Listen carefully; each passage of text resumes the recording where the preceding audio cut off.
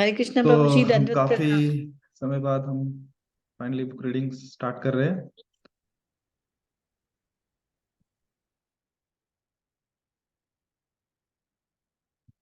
Yes, तो हम नया पुस्तक शुरू कर रहे हैं जिसका नाम है कुंती महारानी की शिक्षाएं। और बिना समय गवाए हम शुरू करते हैं। और 20 मिनट के बाद आज के दिन थोड़ा एक्सटेंड करेंगे, 5 मिनट केवल कुछ अनाउंसमेंट्स के लिए इस सत्र से रिलेटेड। तो लेट्स स्टार्ट।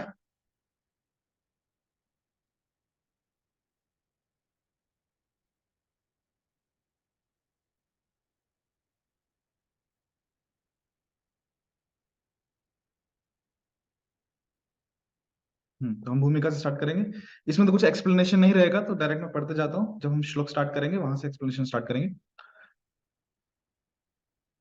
प्राचीन भारत के इतिहास में विस्फोटक युग में से महारानी कुंती का दुखद एवं वीरतापूर्ण व्यक्तित्व उभर कर सामने आता है। भारत के भव्य महाकाव्य महाभारत में, जिसमें 1,10,000 श्लोक हैं, बताया गया है कि कुंती पांडु की पत्नी तथा 5 यशस्वी पांडवों की माता थी। इस तरह वे उस विनाशकारी युद्ध के जटिल राजनीतिक अभिनय के प्रधान पात्रों में से एक थी, जो कुरुक्षेत्र में 50 शती पूर्व लड़ा गया था, जिसने विश्व घटनाओं के प्रवाह को बदल दिया। इस विभीषिका की शुरुआत का वर्णन महाभारत में इस प्रकार हुआ है।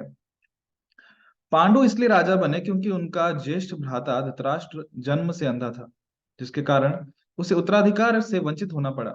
पांडु के सिंहासनीसीन होने के कुछ काल बाद धृतराष्ट्र का विवाह गांधारी से हुआ, जिसके 100 पुत्र हुए।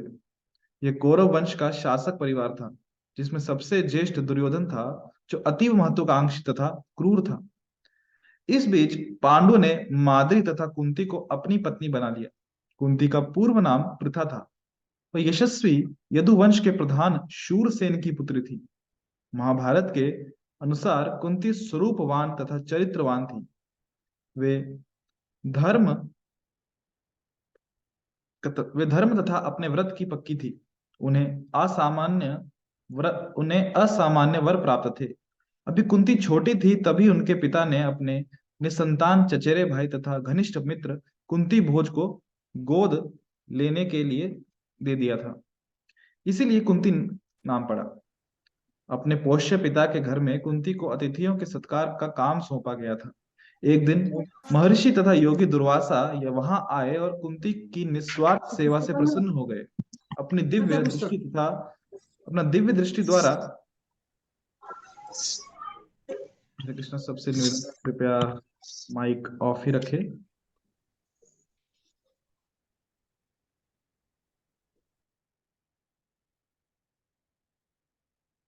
धन्यवाद। अपनी दिव्य दृष्टि द्वारा दुर्वासा जान गए कि कुंती को पुत्र जन्मने में कठिनाई हो सकती है। अतः उन्होंने यह वर दिया कि वे किसी भी देवता का आवाहन करके उससे संतान प्राप्त कर सकती हैं। कुंती से विवाहित हो जाने के बाद पांडु को यह शाप मिल गया कि वे संतान उत्पन्न नहीं कर सकते। अतः उन्होंने सिंहासन का परित्याग कर दिया और अपनी पत्नियों सहित जंगल में चले गए। वहां कुंती को मिले विशेष वर से उन्हें 3 यशस्वी पुत्र हुए। सर्वप्रथम उन्होंने धर्मदेव का आवाहन किया। फिर दुर्वासा द्वारा बताई गई विधि से धर्मदेव की पूजा करके उसके साथ संगम किया तो एक बालक उत्पन्न हुआ। तभी आकाशवाणी हुई कि यह बालक युधिष्ठिर कहलाएगा और अत्यंत गुणी होगा। यह भव्य, दृढ़ व्रत, त्यागी तथा तीनों जगत में विख्यात होगा। तब पांडु ने कुंती से कहा कि वे अत्यंत हृष्ट पुष्ट पुत्र उत्पन्न करें। फलतः कुंती ने वायु का आवाहन किया, जिससे बलशाली भीम उत्पन्न हुआ। भीम के उत्पन्न होने पर दैवी वाणी हुई, यह बालक समस्त बलशालियों में अग्रगण्य होगा। तत्पश्चात पांडु ने जंगल के ऋषियों मुनियों से परामर्श किया और तब कुंती से 1 वर्ष की तपस्या का व्रत लेने को कहा। इस अवधि के बीतने पर पांडु ने कुंती से कहा, हे सुंदरी, स्वर्ग का राजा इंद्र तुम पर प्रसन्न है, अतएव उसका आवाहन करके पुत्र को जन्म दो। तब कुंती ने इंद्र का आवाहन किया और उससे उन्हें अर्जुन नामक पुत्र उत्पन्न हुआ। इस कुमार के जन्म लेते ही वही आकाशवाणी हुई, हे कुंती, ये बालक कार्तवीर्य तथा शिवी के समान बलशाली होगा और युद्ध में साक्षात इंद्र से भी पराजित नहीं होगा। ये तुम्हारे नाम को सर्वत्र फैलाएगा और अपने दैवी हथियार प्राप्त करेगा। इसके बाद पांडु की कनिष्ठ पत्नी माद्री ने नकुल तथा सहदेव नामक दो पुत्रों को जन्म दिया। पांडु के पांचों पुत्र युधिष्ठिर, भीम, अर्जुन, नकुल तथा सहदेव पांडव कहलाए। चूंकि पांडु सिंहासन त्याग कर जंगल चले गए थे, अतः जब तक पांडु के ज्येष्ठ पुत्र युधिष्ठिर बड़े ना हो जाएं, तब तक धृतराष्ट्र ने सिंहासन संभाला। किंतु इसके पूर्व ही शापवश पांडु की मृत्यु हो गई और माद्री उन्हीं के साथ चिता में भस्म हो गई। इस तरह महारानी कुंती की देख रेख में पांचों पांडव बचे रहे। पांडु की मृत्यु के बाद जंगल में निवास करने वाले ऋषियों मुनियों ने पांचों कुमारों तथा कुंती को कौरवों के दरबार हस्तिनापुर में पहुंचा दिया। ये पांचों बालक राजधानी हस्तिनापुर में शाही ढंग से धृतराष्ट्र तथा विदुर के मार्गदर्शन में पले। यद्यपि पहले धृतराष्ट्र युधिष्ठिर की ओर से राजकाज चलाते रहे, किंतु बाद में वे अपने ज्येष्ठ पुत्र दुर्योधन के अनुसार चलने लगे। दुर्योधन राज्य का भूखा था और वह युधिष्ठिर के स्थान पर स्वयं सिंहासन पर आरूढ़ होना चाहता था। वह ईर्ष्यावश पांडवों के विरुद्ध षड्यंत्र रचने लगा और अशक्त धृतराष्ट्र की सहमति से उनको सताने लगा। उसने हस्तिनापुर में उसने हस्तिनापुर में उनके प्राण लेने के कई प्रयास किए और फिर लाक्षागृह में ले जाकर उसमें अग्नि लगवाकर उनकी हत्या करानी चाहिए। इन पांचों युवा पांडवों के साथ उनकी धैर्यवान माता कुंती लगातार रही आई और अपने प्रिय पुत्रों के साथ दुर्योधन की यातनाएं सहती रही। कुंती तथा पांडव बारंबार मृत्यु से बचते रहे, क्योंकि वे भगवान कृष्ण के प्रेम पूर्ण संरक्षण में थे, जिन्होंने अपनी पार्थिव लीलाएं संपन्न करने के लिए ही अवतार लिया था। अंततो गत्वा जुआ की बाजी में चतुर राजनीतिज्ञ दुर्योधन ने पांडवों से छल द्वारा राज्य ले लिया। इस बाजी के फलस्वरूप द्रौपदी को कौरवों के अपशब्द सुनने पड़े और पांडवों को 13 वर्ष वनवास में बिताने पड़े, जिससे कुंती को महान शोक हुआ। जब 13 वर्ष का वनवास समाप्त हुआ तो पांडव अपना राज्य लेने हस्तिनापुर लौटे, किंतु दुर्योधन ने राज्य देने से इनकार कर दिया। पहले तो युधिष्ठिर ने मनोमालिन्य को शांत करने का प्रयास किया, किंतु विफल होने पर उन्होंने कृष्ण को भेजा, जिससे शांतिपूर्ण ढंग से पांडवों को उनका राज्य मिल सके। किंतु दुर्योधन का हठवादिता के कारण यह प्रयत्न भी असफल रहा और दोनों पक्ष युद्ध की तैयारी करने लगे। युधिष्ठिर को सिंहासन पर बिठाने या उनका विरोध करने के उद्देश्य से पृथ्वी के सभी कोनों से महान योद्धा एकत्र होने लगे और विनाशकारी विश्व युद्ध के लिए मंच स्थापित हो गया।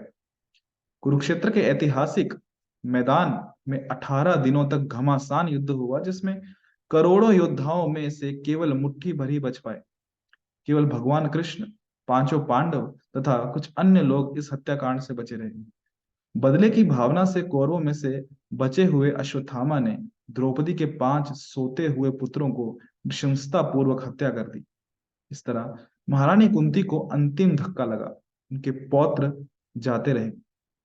अश्वत्थामा को जब पशु की तरह बांध कर घसीटते हुए पांडवों के खेमे में लाया गया तो द्रौपदी को इस पर अपार करुणा उमड़ आई, जिससे उसे छोड़ दिया गया। किंतु इस निर्लज्ज अश्वत्थामा ने पांडव के अंतिम उत्तराधिकारी को, जो अभी उत्तरा के गर्भ में था, मार डालने के प्रयास में उस पर ब्रह्मास्त्र चलाया। जब उत्तरा ने इस अस्त्र को अपनी ओर आते देखा तो वे दौड़कर कृष्ण की शरण में चली आई, जो द्वारका के लिए प्रस्थान करने वाली थे। कृष्ण ने पांडव तथा उनकी माता कुंती को उस अस्त्र की अनियंत्रित तपन तथा तेज को अपने सुदर्शन चक्र से रोककर आसन मृत्यु से बचाया। इस अंतिम विपत्ति से पांडवों का उद्धार करके तथा अपनी योजनाओं को परिपूर्ण हुआ देखकर कृष्ण पुनः विदा होने के लिए उद्यत हुए। दुर्योधन ने वर्षों से कुंती के परिवार को पीड़ित कर रखा था, किंतु हर बार कृष्ण ने उनकी रक्षा की थी। अब कृष्ण जा रहे थे, इसलिए कुंती भाव विभोर थी और उन्होंने अपने अंतस्थल से कृष्ण से प्रार्थना की। कुंती कृष्ण की बुआ थी, किंतु इस पारिवारिक संबंध के बावजूद वे कृष्ण के उच्च पद तथा उनके दैवी स्वरूप से परिचित थी। वे भलीभांति जानती थी कि कृष्ण अपने वैकुंठ स्थित धाम से पृथ्वी को आसुरी सैन्य शक्ति से मुक्त कराने तथा धर्म की पुनः स्थापना के लिए अवतरित हुए हैं। महायुद्ध के पूर्व कृष्ण ने उनके पुत्र अर्जुन से सब कुछ बता दिया था और ये भगवत गीता के रूप में अमर है। हे भरतवंशी, जब भी और जहां भी धर्म का ह्रास होता है और अधर्म की प्रधानता होती है, मैं उस समय मैं अवतार लेता हूँ। साधुजनों का उद्धार करने तथा दुष्टों का संहार करने तथा धर्म की पुनः स्थापना करने हेतु मैं युग युग में अवतरित होता हूँ। कृष्ण ने असाधु कौरवों का विनाश कराकर दुष्टों के संहार का उद्देश्य पूरा किया। तत्पश्चात पांडव शासन स्थापित करने के लिए उन्होंने युधिष्ठिर को सिंहासन पर आरूढ़ कराया और मारे गए योद्धाओं के कुटुंबियों को सांत्वना दिलाई। भगवान की आसन्न विदाई के दृश्य से महारानी कुंती की प्रार्थनाओं की भूमिका तैयार हुई। जब कुंती उनके रथ के पास जाकर उनको संबोधित करने लगी, तो उनका अभिप्राय उन्हें हस्तिनापुर में रुकने के लिए तथा यदि कोई पांडव शासन से बदला लेना चाहे तो उससे रक्षा करने के लिए राजी करना था। वे कहती हैं, हे प्रभु, आज आप हमसे विदा ले रहे हैं। हम आप ही की कृपा पर पूरी तरह आश्रित हैं। अब हमारी रक्षा करने वाला कोई दूसरा नहीं, जबकि सारे राजा हमसे शत्रुता रखते हैं। इस विनम्र निवेदन से हमें यह निष्कर्ष निकालने की भूल नहीं करनी चाहिए कि कुंती की प्रार्थनाएं स्वार्थपरक थी। यद्यपि उनके कष्ट सामान्य व्यक्ति की सहन शक्ति से अधिक थे, फिर भी वे उनसे छुटकारे के लिए याचना नहीं कर रही। उल्टे वे उससे भी अधिक कष्ट भोगने के लिए प्रार्थना करती हैं, क्योंकि वे यह तर्क देती हैं कि उनके कष्ट कृष्ण के प्रति उनकी भक्ति को बढ़ाएंगे, जिससे उन्हें परम मोक्ष प्राप्त होगा। वे कहती हैं, हे कृष्ण, आपने हमें विषाक्त भोजन, दावाग्नि, राक्षसों, दूषित सभा या वनवास के कष्टों तथा महान सेनापतियों द्वारा लड़े जाने वाले युद्ध से बचाया है। मेरी कामना है कि ये विपत्तियां बार बार आए, जिससे हम आपका बारंबार दर्शन कर सकें, क्योंकि आपके दर्शन का अर्थ है कि हम बारंबार के जन्म मृत्यु के चक्र से छूट जाएंगे। कुंती के शब्द एक सरल तथा महान साध्वी की आत्मा से निकले होने से हृदय की गहनतम दिव्य भावनाओं और बुद्धि की अत्यंत दार्शनिक तथा धर्मपरक अंतर्दृष्टियों को प्रकट करने वाले हैं। उनके शब्द ज्ञान से सने दैवी प्रेम द्वारा प्रेरित प्रशस्त हैं। वे कहती हैं, हे मधुपति, जिस तरह गंगा नदी बिना किसी अवरोध के निरंतर समुद्र की ओर प्रवाहित होती है, उसी तरह मेरे आकर्षण को इधर उधर विचलित हुए बिना अपनी ओर बना रहने दें। कुंती द्वारा भगवान कृष्ण के स्वतः स्फूर्त महिमा गान तथा आध्यात्मिक पथ का वर्णन महाभारत तथा श्रीमद् भागवत में अमर बन चुका है और हजारों वर्षों से इनका वाचन, श्रवण तथा गायन ऋषियों तथा दार्शनिकों द्वारा होता आया है। भागवत के प्रथम स्कंद में महारानी कुंती की प्रार्थनाएं 26 श्लोकों में 8वें अध्याय में श्लोक क्रमांक 18 से 43 तक दी हुई हैं और वे उत्कृष्ट दार्शनिक, धार्मिक तथा साहित्यिक रचना मानी जाती हैं। महारानी कुंती की शिक्षाएं नामक इस पुस्तक में ये प्रेरणादायक श्लोक तथा उन पर भक्ति वेदांत स्वामी प्रभुपाद द्वारा की गई प्रकाशमान टीका दी गई है। ये टीका पहले पहल 1962 में लिखी गई थी, किंतु प्रस्तुत पुस्तक में श्रील प्रभुपाद द्वारा दिए गए भाषणों में व्यक्त व्याख्याओं को भी सम्मिलित कर दिया गया है। उन्होंने 1973 ईस्वी की वसंत ऋतु में इस्कॉन के लॉस एंजल्स केंद्र में दिए गए इन भाषणों में इन श्लोकों का विस्तार से विवेचन किया है। आशा है कि भक्ति वेदांत बुक ट्रस्ट का यह नवीन प्रकाशन जीवन के रहस्यों को गहरे में उतर कर समझने में सहायक होगा और पुस्तकालयों में मूल्यवान वृद्धि करेगा। यह एक महान भक्त एवं विद्वान द्वारा लिखित होने से पाठकों को इससे मौलिक ज्ञान तथा आध्यात्मिक प्रकाश पाने की दिशा में अविचल मार्गदर्शन प्राप्त हो सकेगा। हरे कृष्ण। तो ये हमने आज भूमिका पढ़ी, जिससे हमें ये समझ में आएगा या आया है कि कुंती महारानी कौन है और जो प्रार्थना जो शुरू हुई है, इनका प्रारंभ हुआ है, तो पार्श्वभूमि क्या है, बैकग्राउंड क्या है, जिससे अभी जो हम कल से जो श्लोक पढ़ना शुरू करेंगे, कुंती महारानी की प्रार्थना पढ़ना शुरू करेंगे और हमें उससे क्या शिक्षा मिल रही है वो आरंभ करेंगे। तो हम एक एक श्लोक पढ़ेंगे, उसका अनुवाद पढ़ेंगे और श्रील प्रभुपाद जी उस पर क्या समझाना चाहते हैं हमें वो समझेंगे और उसका फिर हम एक्सप्लेनेशन कह सकते हैं या उसका विस्तार करके वो समझने का प्रयास करेंगे।